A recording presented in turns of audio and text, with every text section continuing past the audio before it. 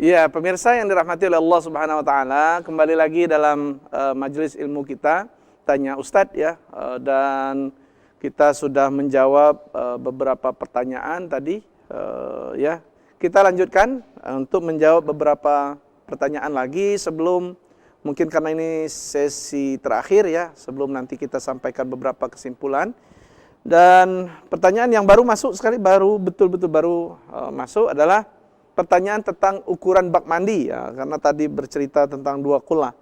Ukuran bak mandi Ustadz ya, di rumah itu panjangnya berapa, lebarnya berapa, tingginya berapa supaya setara dengan dua kula. Dari Pak Budi di Sengeti. Oh iya, Pak Budi ya. Ada pendapat ya yang menyatakan bahwa 60 kali 60 kali 60 kali 60. Tetapi saya sudah coba, rasanya kalau kita berpendapat seperti Imam Wahbah Zuhaili tadi yang menyebutkan 270 liter, rasanya tidak sampai ya.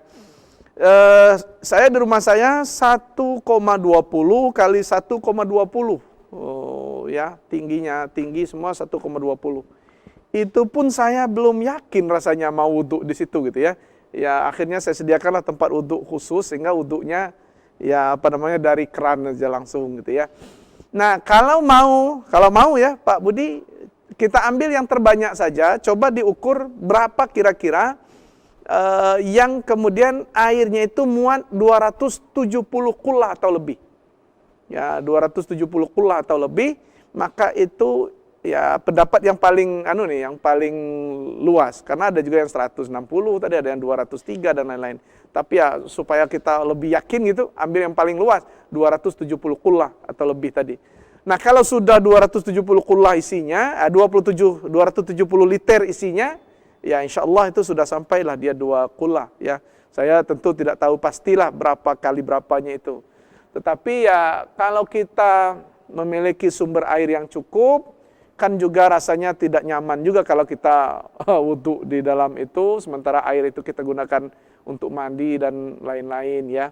Maka mungkin ya sesuaikan sajalah dengan ukuran kamar, kebutuhan, tapi kalau untuk wudhu kita gunakan di tempat yang lain. Kalau kita mau mandi kan disiram. Beda dengan kalau umpamanya di sungai. Kalau di sungai kan mandi kita tinggal nyelam saja. Tapi kalau di situ kan tetap saja kita disiram, karena ya setiap mandi kan tentu kita membuang kotoran. Kalau kotorannya kemudian yang dibuang itu masuk lagi ke tanah yang ke kolam yang ada, kan tentu air kolam itu mengandung kotoran juga gitu. Maka ya menurut saya yang paling bagus itu ya tetap saja wudhunya disediakan di tempat yang lain. Yang air dalam kolam kita itu ya bagus kalau lebih dari 2 kula, tetapi kan juga kadang-kadang ya tidak nyaman juga rasanya kalau kita mau wudhu langsung di situ ya. Itu pendapat saya Pak Budi ya. Dan pertanyaan Pak Budi ini senada dengan ada pertanyaan lain, Ustadz.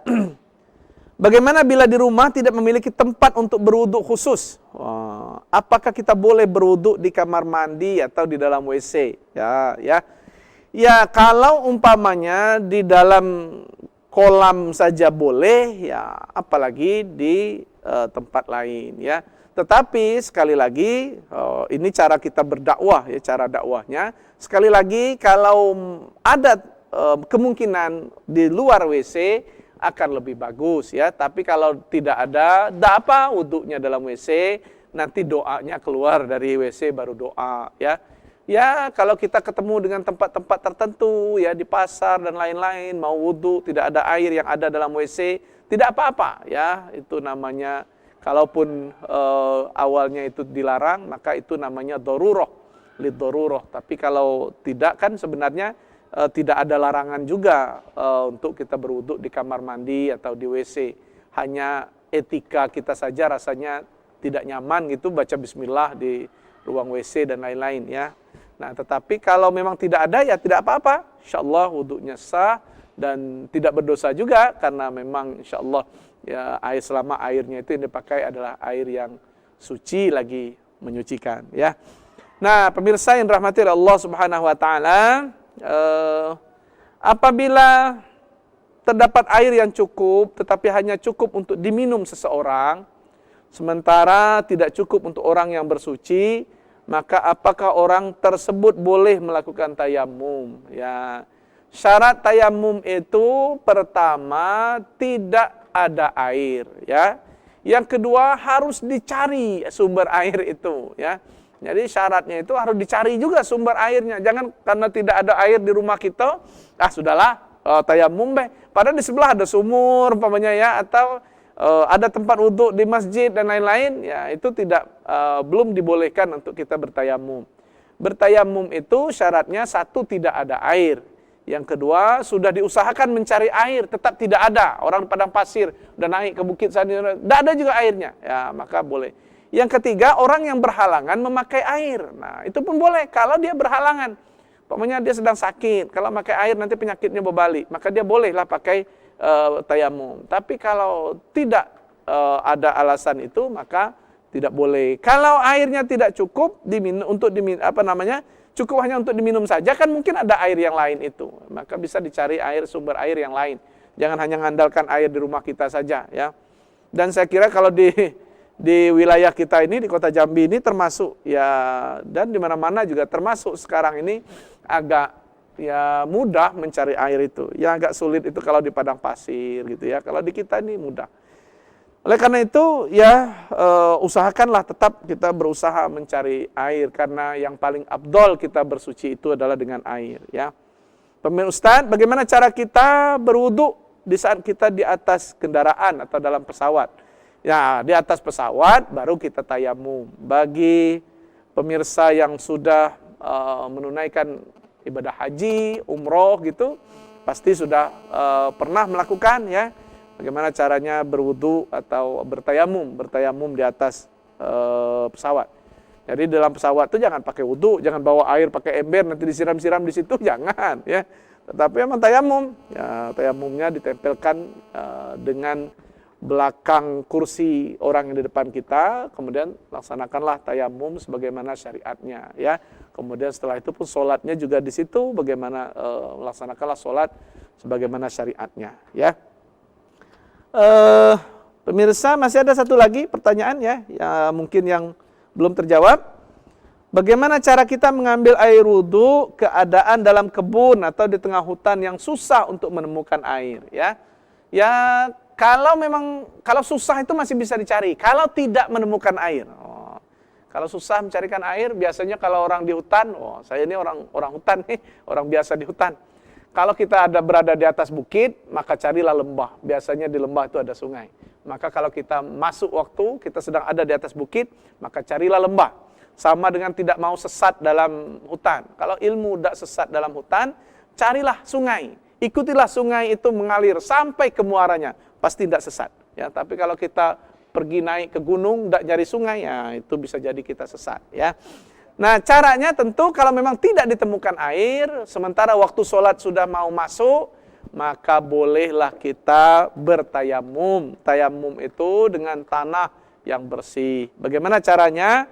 Ya, dibersihkan tanah itu, ditinggalkan tanah-tanah yang lembut, ya, yang kotor-kotor, sampah-sampah, daun-daun dibuang. Tinggallah tanah yang bersih, yang lembut, yang menyerupai debu. Baru kemudian itu kita laksanakan tayamum di situ, ya. Tayamum itu tidak banyak rukunnya, cuman muka dan dua telapak tangan, ya.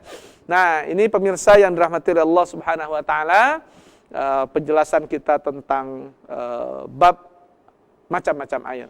Sekali lagi saya ingatkan pemirsa bahwa pertama air itu terbagi 6 macam air. Pertama air hujan, air sungai, air laut, air sumur, air mata air salju, dan air embun, ya. Kemudian yang kedua air terbagi 4. Yang pertama air yang suci lagi menyucikan. Kemudian air yang suci tapi tidak menyucikan. Yang ketiga air yang ketiga adalah air yang mustakmal, dan yang keempat adalah air yang mutanajis, ya. Jadi suci lagi menyucikan, suci tidak menyucikan, makruh, suci menyucikan tapi makruh. Yang ketiga air yang mustakmal, dan yang keempat air yang mutanajis, ya. Pemirsa yang dirahmati Allah Subhanahu wa taala, terima kasih atas perhatiannya dan kehadirannya untuk menyaksikan program kami Tanya Ustadz ini. Insyaallah Minggu depan kita akan lanjutkan kajian kita tentang kitab Ghayatul Taqrib atau Fathul Qarib ini. Mudah-mudahan apa yang kami sampaikan bermanfaat. Kami menunggu pertanyaan-pertanyaan Anda. Mungkin baik ini terutama yang berhubungan dengan materi yang sedang kita bahas ya. Lebih kurang saya mohon maaf. Terima kasih sekali lagi atas perhatian dan kebaikan hati semua kita. Mudah-mudahan kita senantiasa dirahmati dan diberkahi oleh Allah Subhanahu wa taala. Saya tutup. Terima kasih. Wallahu muwaffiq ila aqwamit thariq. Assalamualaikum warahmatullahi wabarakatuh.